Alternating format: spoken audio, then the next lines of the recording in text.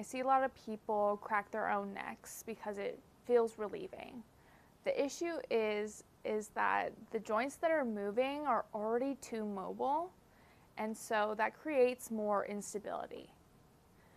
Now, the places that are actually stuck and need to move, they stay stuck, and that's where specific chiropractic adjustments in the neck, that's where it helps.